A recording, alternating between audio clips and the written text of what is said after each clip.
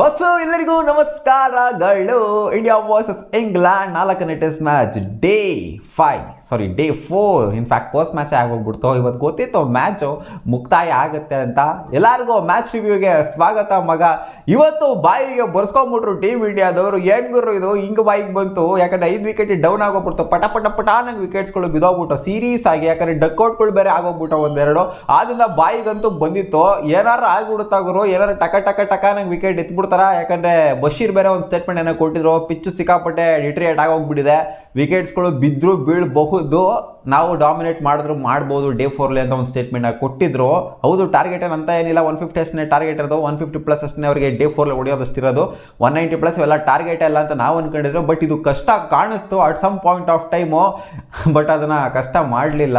ಜುರಲ್ಲು ಜೊತೆಗೆ ಶುಭ್ಮನ್ ಗಿಲ್ ಸೇರಿಕೊಂಡು ಶಿಸ್ತಾಗಿ ಕಲಾಸ್ ಮಾಡೋರು ಮ್ಯಾಚ್ನ.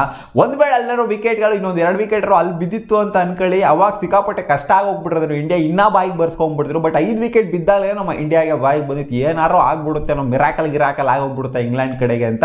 ಬಟ್ ಈ ಮ್ಯಾಚ್ನ ಗೆದ್ದಿತ್ತು ಅಂತಂದರೆ ಸೀರೀಸಿನ ಜೀವಂತವಾಗಿರೋದು. ಬಟ್ ಇವಾಗ ಸೀರೀಸು 3-1 ಆಗಿರೋದ್ರಿಂದ ಸೀರೀಸ್ನ ನಮ್ಮ ಟೀಮ್ ಇಂಡಿಯಾ ಶಿಸ್ತಾಗಿ ರೋಹಿತ್ ಶರ್ಮಾ ಅವರ ಕ್ಯಾಪ್ಟನ್ಸಿಲಿ ಗೆದ್ದಿದ್ದಂತೂ ಆಗಿದೆ. ನಮ್ಮ ಓಪನಿಂಗ್ ಪೇರಿಂದ ಬಂದಂಥ ಪಾರ್ಟ್ನರ್ಶಿಪ್ 84 ರನ್, ನಿನ್ನೆ 40 ರನ್ ಹೊಡೆದಿದ್ರು. ಇವತ್ತು ಒಂದು 40+ ರನ್ ಕಾಂಟ್ರಿಬ್ಯೂಷನ್ ಬಂತು. ರೋಹಿತ್ ಶರ್ಮಾ ಅವ್ರದ್ದು 50 ಕೂಡ ಆಯಿತು. ಕ್ರೂಷಿಯಲ್ ಕಾಂಟ್ರಿಬ್ಯೂಷನ್ ಅಂತ ಹೇಳ್ಬೇಕಾದ್ರೆ 4th ಸೆಷನಲ್ಲಿ ಬ್ಯಾಟಿಂಗ್ ಆಡಬೇಕು ಅಂತಂದ್ರೆ ಸುಮ್ಮನೆ ಮಾತಂತೂ ಅಲ್ವೇ ಅಲ್ಲ. 50 ಹೊಡೆದಿರ ಅಂತಂದರೆ ಈ ಡಿಟ್ರಿಯೇಟ್ ಆಗಿರುವಂಥ ವಿಕೆಟಲ್ಲಿ ಸ್ವಲ್ಪ ಖುಷಿ ಪಡಲೇಬೇಕಾದ್ರೆ ಇಂಗ್ಲೆಂಡ್ ಅವ್ರು ಯಾವ ಥರ ಕಚ್ಕೊಂಡ್ರು ಸೆಕೆಂಡ್ ಇನ್ನಿಂಗ್ಸಲ್ಲಿ ಅಂತ ನೀವೆಲ್ಲ ನೋಡಿರ್ತೀರ. ಬ್ಯಾಟಿಂಗ್ ಆಡೋಕೆ ಅಷ್ಟೊಂದೇನು ಸಿಕ್ಕಾಪಟ್ಟೆ ಫ್ರೆಂಡ್ಲಿ ಆಗಿ ಕಾಣಿಸ್ತಿಲ್ಲ. ಬಟ್ ಆದರೂ ಒಂಥರ ಫ್ರೆಂಡ್ಲಿ ಆಗಿ ಕನ್ವರ್ಟ್ ಮಾಡಿದ್ದು ರೋಹಿತ್ ಶರ್ಮಾ ಅವರು. ಯಶಸ್ವಿ ಜಾಯಸ್ವಾಲ್ ಅವರು ಫಸ್ಟು ತಗಲಾಕೊಂಡಿದ್ದು ಜೋ ರೂಟ್ ಅವರಿಗೆ. ಸೊ ಒಂಥರ ಸಖತ್ ಕ್ಯಾಚ್ ಅಂತ ಹೇಳಬೇಕು. ಓಕೆ, ಯಶಸ್ವಿ ಜಯಸ್ವಾಲ್ ಔಟ್ ಆದರೂ ನಡೀತೆ. ಯಾಕಂದರೆ ಎಲ್ಲ ಮ್ಯಾಚ್ನು ಎಲ್ಲ ಇದರಲ್ಲೂ ಕೂಡ ಅವ್ರು ಸೆಂಚುರಿ ಬರಬೇಕು ಅಂತ ಎಕ್ಸ್ಪೆಕ್ಟೇಷನ್ ಇಟ್ಕೊಳಕ್ಕಾಗತ್ತಾ.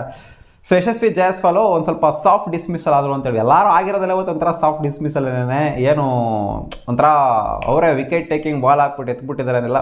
ಒಟ್ಟಿನಲ್ಲಿ ವಿಕೆಟ್ ಟೇಕಿಂಗ್ ಬಾಲ್ಗಳೇ ಎಲ್ಲನೇನೋ. ಬಟ್ ಆದರೂ ಅಂಥ ಇಲ್ಲ ಆಗಿರೋ ಇದು ಒಂಥರ ಬಾಲ್ ಆಫ್ ದ ಡೇ ಅಂತ ಅನ್ನಿಸ್ಬಿಡ್ತು ನನಗೆ. ಅನ್ನೋ ಥರ ಯಾವುದೇನು ಕಾಣಿಸ್ತಿಲ್ಲ. ಒಂಥರ ಇವಾಗ ರೋಹಿತ್ ಶರ್ಮಾ ಅವ್ರು ಔಟ್ ಆಗಿದ್ದು ಅಷ್ಟೇ, ಅದು ಎಡ್ಜ್ ಹೊಡ್ಕೊಂಡು ಔಟ್ ಆಗಿದ್ದು. ಸೊ ಅದು ಏನಂತ ವಿಕೆಟ್ ಟೇಕಿಂಗ್ ಬಾಲಲ್ಲಿ ಇವರು ಒಂದು ಸ್ವಲ್ಪ ಫ್ರಂಟ್ ಫುಟ್ ಬರೋಕೆ ಹೋಗ್ಬಿಟ್ಟು ಅದು ಔಟ್ ಆಗಿದೆ ಅಷ್ಟೇ. ಒಂಥರ ಬ್ಯಾಲೆನ್ಸ್ ಕಳ್ಕೊಂಡ್ಬಿಟ್ರು ರೋಹಿತ್ ಶರ್ಮಾ ಅವರು.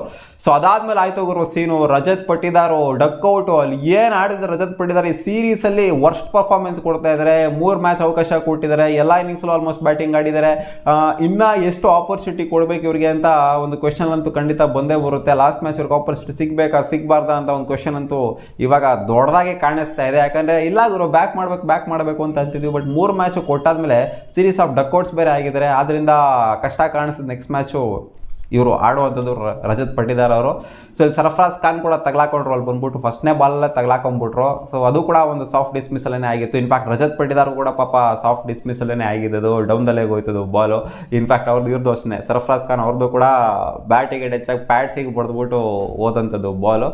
ಸೊ ಓಕೆ, 4 ವಿಕೆಟ್ ಡಮಾರ್ ಆಯಿತು. ಇನ್ಫ್ಯಾಕ್ಟ್ ಫಸ್ಟ್ ಸೆಷನಲ್ಲಿ ನಾವು 3 ವಿಕೆಟ್ನ ಕಳ್ಕೊಂಡ್ವಿ. ಆಮೇಲೆ ಜಡೇಜಾ ಅವರು ಕೂಡ ಔಟ್ ಆದರು. ಅವ್ರದ್ದು ಒಂಥರ ಸಾಫ್ಟ್ ಡಿಸ್ಮಿಸಲ್ಲೇನಲ್ಲ, ಸ್ವಲ್ಪ ಅಟ್ಯಾಕಿಂಗ್ ಆಗಿ ಹೊಡಿಯೋಕೆ ಹೋಗಿದ್ರು. ಸೊ ಎನಿಯಾವ್ ಔಟ್ ಆದರು. ಔಟ್ ಆಗಿರೋದು ಒಪ್ಕೊಳ್ಳೇಬೇಕು.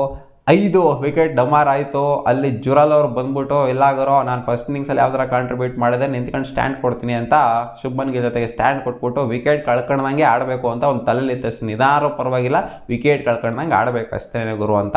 ಸೊ ಅದನ್ನು ಶಿಸ್ತಾಗಿ ಮಾಡಿ ಶುಭ್ಮನ್ ಗಿಲ್ ಒಂದು 50 ಹೊಡೆದ್ರು, ಜೊತೆಗೆ ಇವರು ಕೂಡ ಒಂದು 39 ಹೊಡೆದ್ರು. ಸೊ ಇಬ್ಬರು ಕೂಡ ನಾಟ್ ಔಟ್ ಆಗಿ ಉಳ್ಕೊಂಡು ಶಿಸ್ತಾಗಿ ಮ್ಯಾಚ್ನ ಮುಗಿಸಿದ್ರು. ಬಶೀರ್ ಅವರು 3 ವಿಕೆಟ್ನ ತೆಗೆದ್ರು. ನೆನ್ನೆ ಸ್ಟೇಟ್ಮೆಂಟ್ ಕೊಟ್ಟಿದ್ರಲ್ಲ, ಇಲ್ಲಾಗರು ಡಿಟರೇಟ್ ಆಗಿದೆ, ವಿಕೆಟ್ಸ್ಗಳು ಬೀಳೋ ಸಾಧ್ಯತೆ ಇದೆ ಅಂತ. ಬಟ್ ಅವರು 3 ವಿಕೆಟ್ ಅದರಿಂದ ಅವ್ರಿಗೂ ಕೂಡ ಕ್ರೆಡಿಟ್ ಕೊಡಲೇಬೇಕು. ಟಾಮ್ ಆಡ್ಲಿಗೆ 1 ವಿಕೆಟ್, ಜೋ ರೂಟಿಗೆ 1 ವಿಕೆಟ್, ಟೋಟಲ್ಗೆ 5 ವಿಕೆಟ್ ನಷ್ಟಕ್ಕೆ ನಮಗೆ ವಿಕ್ಟ್ರಿ ಸಿಕ್ಕಿದೆ. ಇಂಗ್ಲೆಂಡ್ ಅವ್ರ ಕತೆ ಗೋವಿಂದ ಇಲ್ಲಿಂದ. ಲಾಸ್ಟ್ ಮ್ಯಾಚು ಅದೊಂಥರ ಅಟ್ಟುಕುಂಟು ಲೆಕ್ಕಕ್ಕಿಲ್ಲ ಅಂತ ಹೇಳಾಗಿಲ್ಲ. ಯಾಕಂದರೆ ವರ್ಲ್ಡ್ ಟೆಸ್ಟ್ ಚಾಂಪಿಯನ್ಶಿಪ್ಪಿಗೆ ಒಂದೊಂದು ಮ್ಯಾಚು ಕೂಡ ಕೌಂಟ್ ಆಗುತ್ತೆ.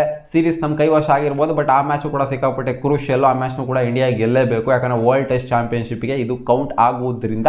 ಇವತ್ತು ಶಾರ್ಟ್ ಡೇ ಮುಗ್ದೇ ಹೋಯ್ತು. ಸೆಕೆಂಡ್ ಸೆಷನ್ ಫುಲ್ ಕಂಪ್ಲೀಟ್ ಆಗೋ ಕೂಡ ಆಗಲಿಲ್ಲ. ಇನ್ನೇನು ಹೇಳುವಂಥದ್ದೆಲ್ಲ ಏನಿಲ್ಲ. ಒಟ್ಟಲ್ಲಿ ರೋಹಿತ್ ಶರ್ಮಾ ಅವರ ಕ್ಯಾಪ್ಟನ್ಸಿಲಿ 3-1 ಸೀರೀಸ್ ಆಗಿರೋದ್ರಿಂದ ಖುಷಿ ಪಡಲೇಬೇಕು. ವೈಟ್ ವಾಶ್ ಆಗುತ್ತೆ ಅಂತ ಅನ್ಕೊಂಡಿದ್ವಿ ಸೀರೀಸ್ ಸ್ಟಾರ್ಟ್ ಆಗೋಕ್ಕಿಂತ ಮುಂಚೆ. ಬಟ್ ಒಂದು ಮ್ಯಾಚ್ನ ಗೆದ್ಬಿಟ್ರಲ್ಲ, ಅದು ಬೇಜಾರಾಗ್ತಿದೆ ನಮಗೆ. ವೈಟ್ ವಾಶ್ ಆಗಬೇಕಾಗಿತ್ತು ಸೀರೀಸು. ಫುಲ್ಲು ಓವರ್ ಎಕ್ಸ್ಪೆಕ್ಟೇಷನ್ ನಮ್ಮ ಇಂಡಿಯನ್ ಟೀಮ್ ಮೇಲೆ. ಸಿಗೋಣ ಮುಂದಿನ ವಿಡಿಯೋದಲ್ಲಿ ಗಾಯ್ಸ್. ಬಾ.